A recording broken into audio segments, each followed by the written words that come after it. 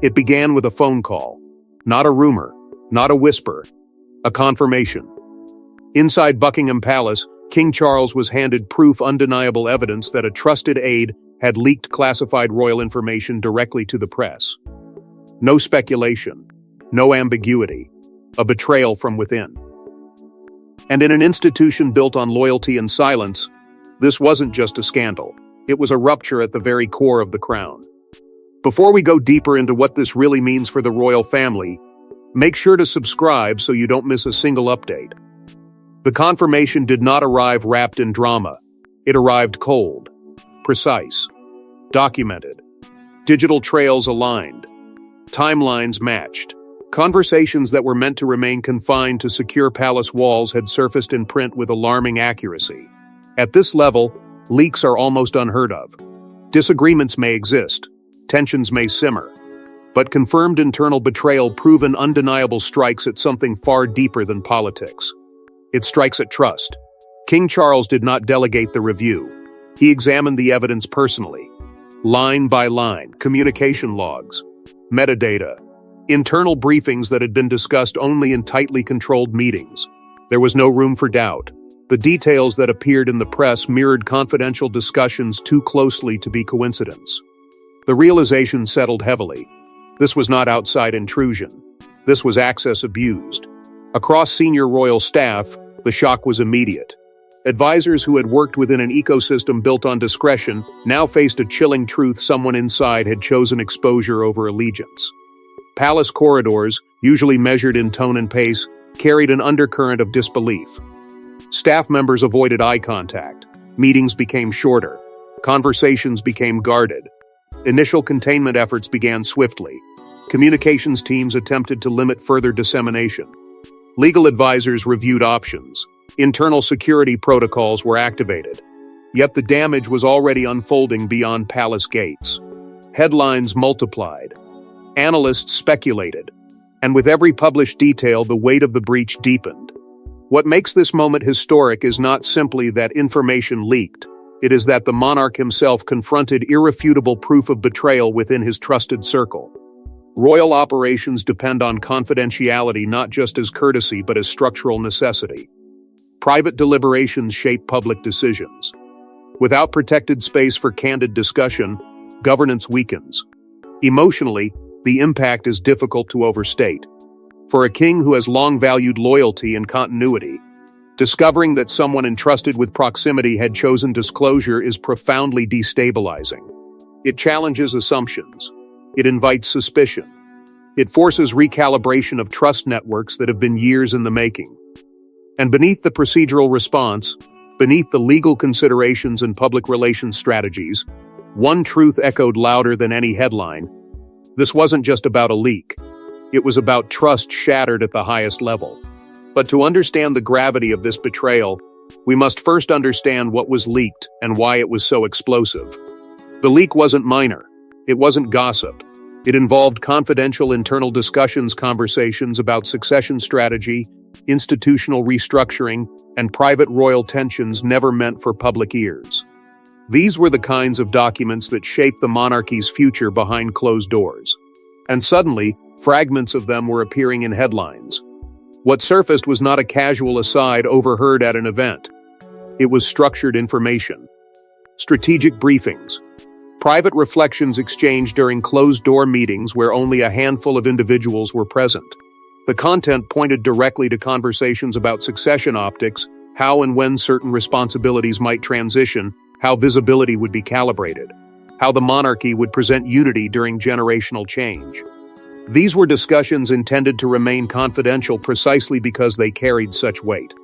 There were also references to institutional restructuring, plans to refine the working royal framework, debates over which roles would expand, which might contract, and how the crown could modernize without appearing unstable. These were not finalized decisions. They were exploratory conversations, fragile, evolving, dependent on trust. And that trust had now been breached. Even more sensitive were hints of private tensions between senior figures. Not explosive confrontations, but differences in approach. Divergent views on pace, presentation, and priority. In any organization, such disagreements are natural. Within a monarchy, however, perception of division can undermine authority. The leaked material did not dramatize these tensions, but it exposed them. Quiet disagreements became public speculation overnight. Perhaps most consequential were the potential implications for Prince William's role. Discussions about expanded responsibilities, timing of transitions, and positioning within both national and international contexts suddenly felt prematurely revealed. A carefully managed arc of visibility had been disrupted.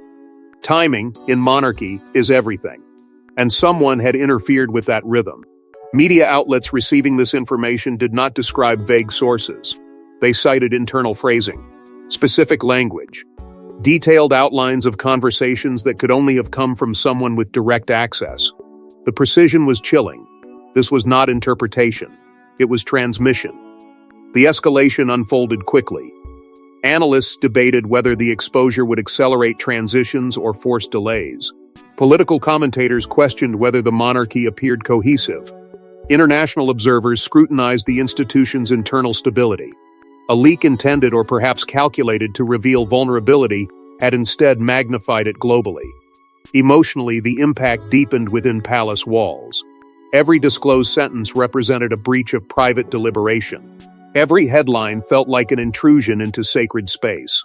Conversations that once unfolded in confidence now carried an aftertaste of caution. If one meeting had been compromised, could others be? And beneath the surface of shock and strategic containment, a darker realization emerged. This was not accidental disclosure. The alignment of timing, specificity, and narrative impact suggested something deliberate. Someone didn't just talk, someone calculated. And as the scale of the leak became clear, one terrifying question emerged: who inside the palace could have done this? This wasn't an outsider breach. It wasn't cyber espionage. It was someone close, someone with access, someone trusted. An aide who had stood mere feet from the king during critical discussions, which makes the betrayal feel almost personal because in royal circles, proximity equals privilege, and privilege, once abused, is unforgivable. The aide in question was not a temporary staff member or peripheral assistant. This was an individual who had spent years within palace walls, navigating its rhythms, earning quiet confidence through consistency. Their reputation had been steady, reliable, unremarkable in the way discretion demands. They had accompanied senior figures during international visits, prepared briefing folders before pivotal meetings, and absorbed the subtleties of royal protocol without drawing attention. Trust, in that environment, is built slowly. And once granted, it carries weight. Access was not incidental. It was structural. This aide attended restricted sessions where succession planning was discussed in careful, deliberate tones. They handled drafts outlining institutional reforms. They observed exchanges between senior royals that were never intended to be interpreted beyond those walls. In other words, they were positioned at the crossroads of information and influence. As investigators retraced digital footprints and communication trails, suspicion did not erupt chaotically. It narrowed, gradually, quietly. Each data point reduced the circle. Each timestamp aligned more precisely. The palace did not accuse recklessly, it verified. When the evidence pointed inward, it did so with unsettling clarity. For King Charles, the emotional impact transcended institutional damage. He has long valued loyalty not merely as policy, but as principle. His leadership style has emphasized continuity and respect for tradition. To discover that someone entrusted with confidential proximity had chosen disclosure cut deeply, not with theatrical anger, but with contained disappointment, the kind that settles heavily rather than explodes. Palace culture operates on an unspoken code. Discretion is not simply expected, it is assumed. Staff members understand that what they hear remains internal, that the monarchy's endurance depends on confidentiality as much as ceremony. Breaking that code is not just procedural violation, it is cultural transgression. It destabilizes the psychological contract between sovereign and servant. Colleagues who once shared professional camaraderie now revisited past interactions with uneasy reflection. Were there signs missed? Moments of discontent? Subtle shifts in behavior? Trust, once fractured, casts suspicion backward as well as forward. Conversations became more guarded, documentation more restricted. Yet beneath the procedural response lies a more unsettling realization. This was not a careless slip. The precision of what reached the press, the timing, the framing, the narrative arc suggest deliberation, calculated disclosure rather than impulsive venting. This wasn't recklessness, it was intention. That possibility changes everything. Because intention implies motive, and motive implies deeper currents at play. Was this ideological disagreement? Personal grievance? Strategic maneuvering? The answers remain obscured, but the psychological rupture is undeniable. The monarchy now faces not only exposure, but introspection. Who is trusted? How is access granted? What safeguards can prevent repetition? These questions linger heavily, reshaping internal dynamics in real time. But discovering the leak was only the beginning. The confrontation would change everything. Behind closed doors, King Charles demanded answers. No press, no audience, just the monarch and the accused. In that room, loyalty and legacy collided. Because this wasn't just about policy, it was about betrayal at the highest level of trust. The meeting was arranged swiftly, discreetly, without the usual layers of ceremony that cushion royal encounters. There were no prepared remarks, no intermediaries to soften tone. Only evidence placed between them, and a silence that felt heavier than accusation. King Charles did not raise his voice. He did not need to. Authority, when wounded, carries its own gravity. The aide entered that room aware that suspicion had crystallized into certainty. Years of service now reduced to a single question: why? At first, there may have been denial, measured, careful, attempting to explain inconsistencies as misunderstanding.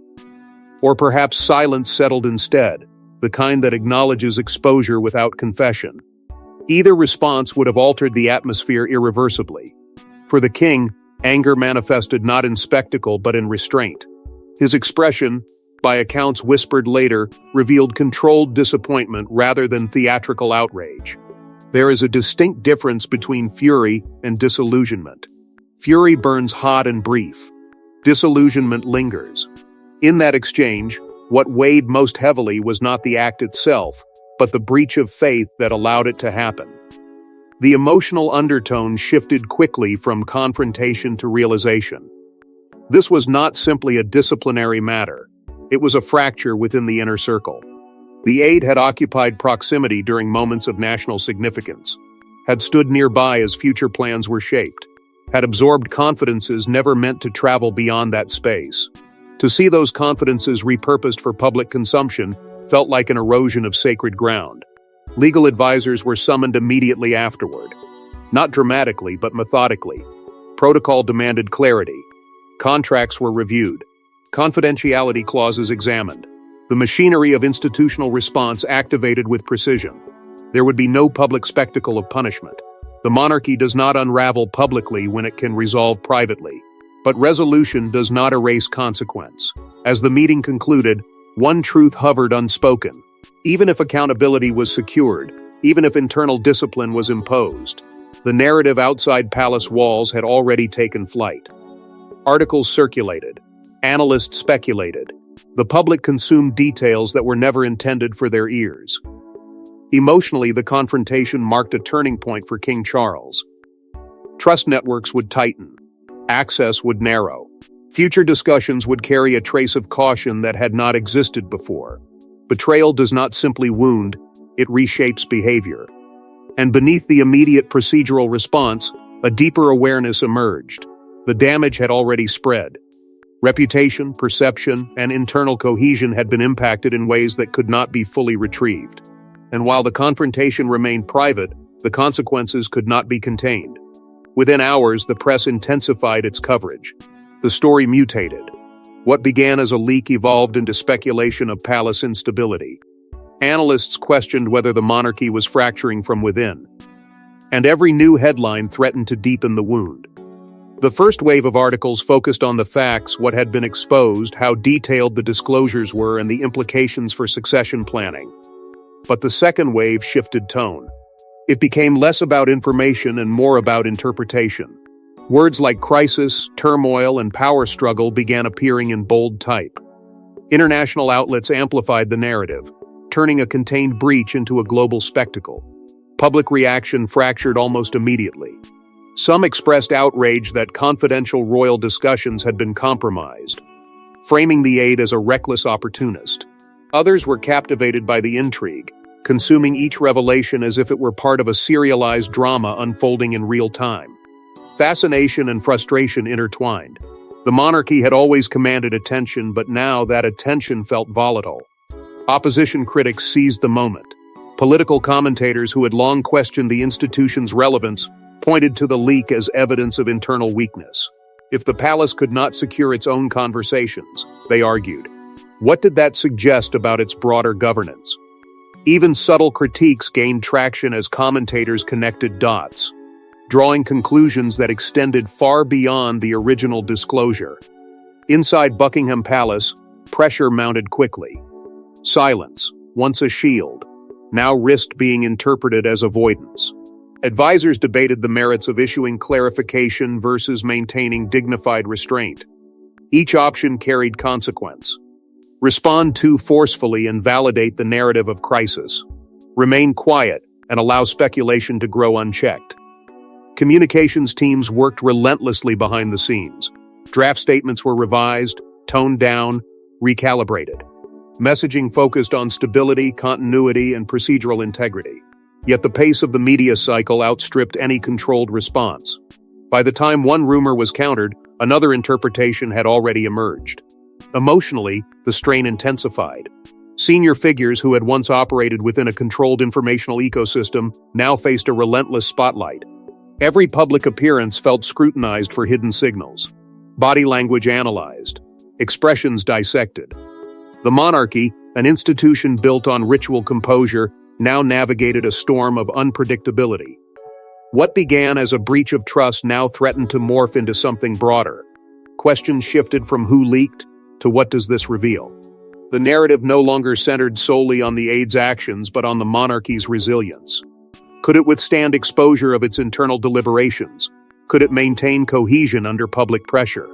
And beneath the surface of reputational damage lay a deeper concern. If the leak suggested internal disagreement, critics would frame it as structural vulnerability. If it hinted at generational tension, commentators would call it instability. The implications extended beyond embarrassment. They touched on legitimacy. Foreshadowing crept into strategic discussions. This wasn't just reputational, it was constitutional. Public trust underpins ceremonial authority. If perception of internal fracture hardened, the consequences could ripple into political discourse itself.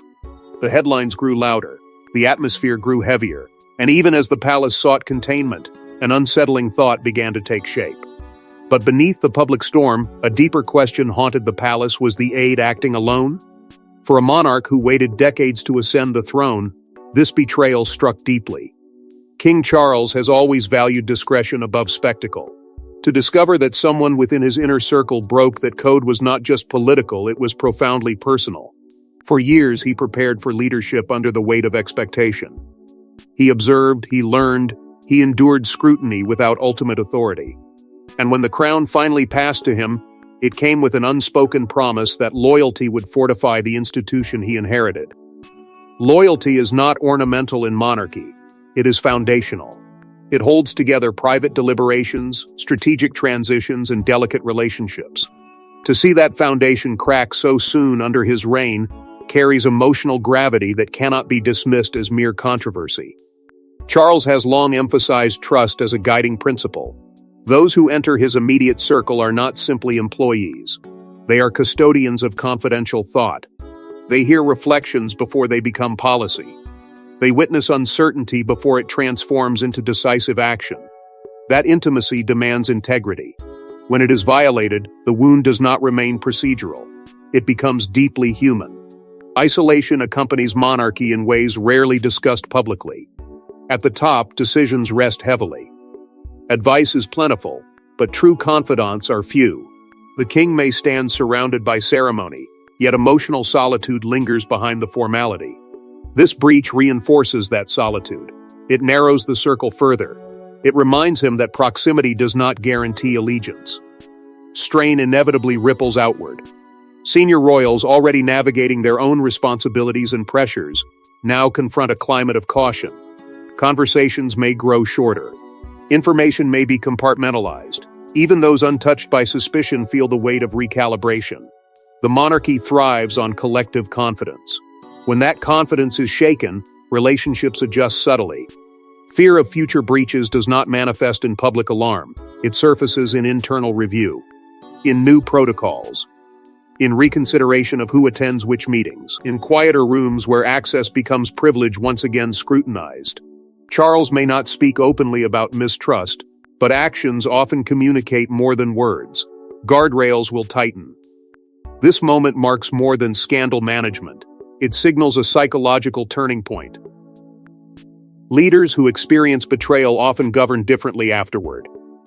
They consult differently. They delegate differently. They protect information differently. This would change how he governs. And yet, amid recalibration, there remains resilience.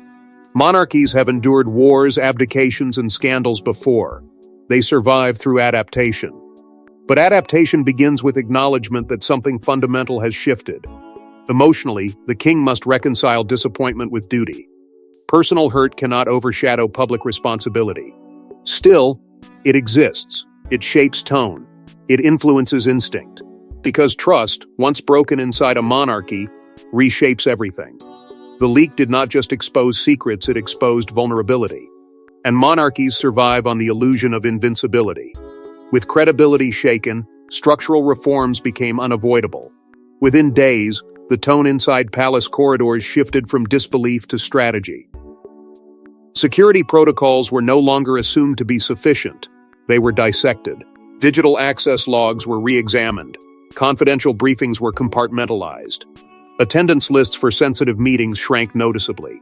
The monarchy has always operated within layered discretion, but now those layers thickened. Transparency outwardly remained measured. Internally, however, vigilance intensified. Staff restructuring followed with quiet precision. Certain advisory roles were redefined. Reporting lines adjusted.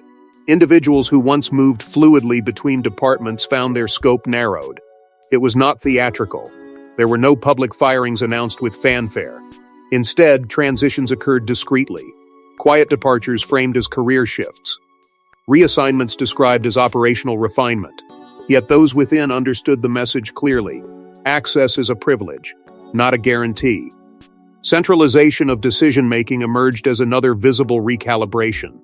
Where once consultations flowed more broadly, authority now condensed. Fewer voices in the room. Tighter circles of deliberation. King Charles, shaped by the sting of betrayal, leaned toward consolidation rather than diffusion. That instinct is not uncommon in leadership under pressure. When trust fractures, control becomes reassurance. Public messaging simultaneously emphasized stability. Statements underscored continuity. Engagement schedules proceeded as planned. Appearances were carried out with composure. The palace understood that visible panic would amplify perception of fragility. So steadiness became performance as much as principle. Yet beneath that calm exterior, institutional muscles were flexing differently. The emotional undercurrent remained complex.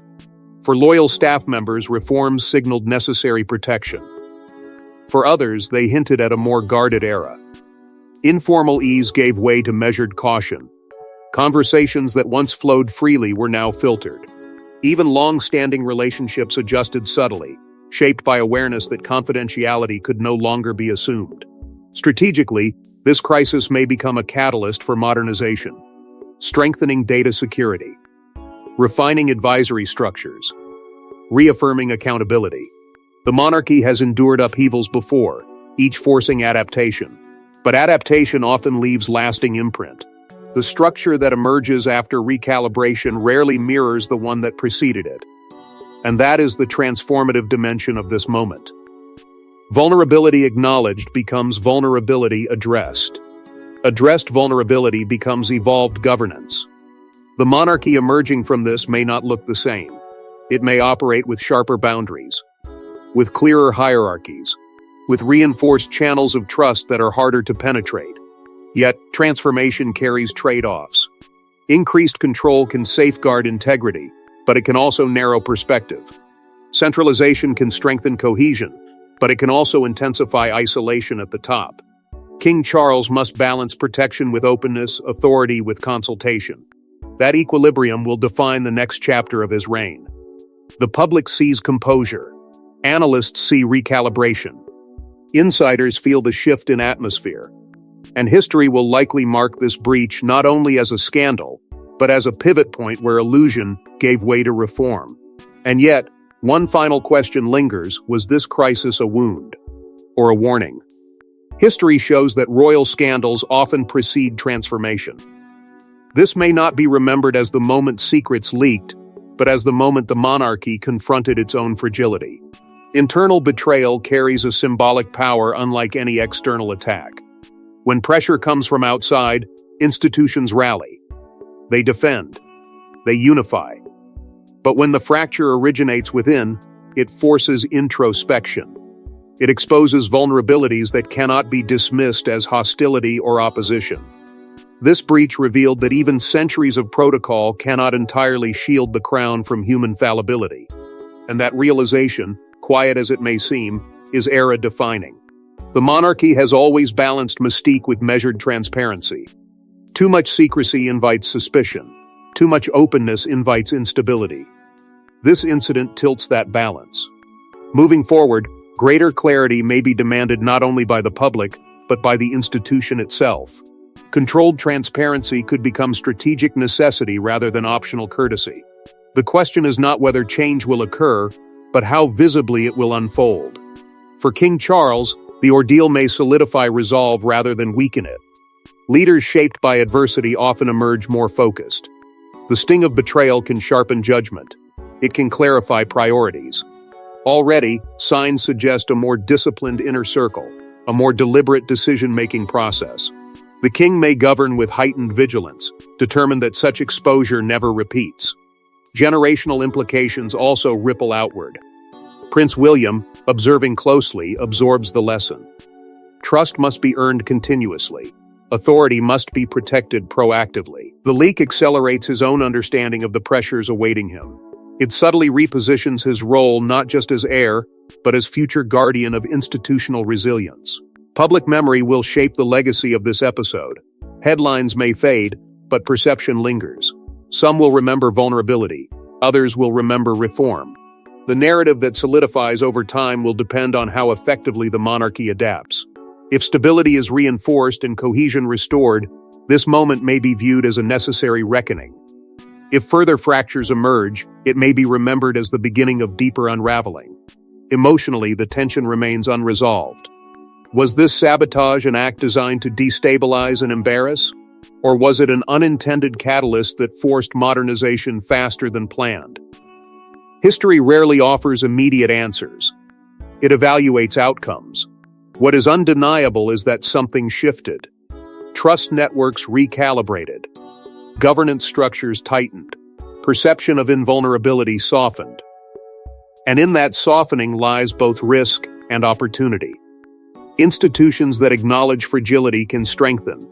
Those that deny it fracture further. The monarchy now stands at a threshold. Behind it, tradition and continuity. Ahead of it, adaptation and guarded transparency. The leak may have been the spark, but the response will define the era. Because when a king discovers betrayal within his own walls, the crown does not simply endure, it evolves. Thanks for watching. Please don't forget to like and subscribe, and we will see you in next one.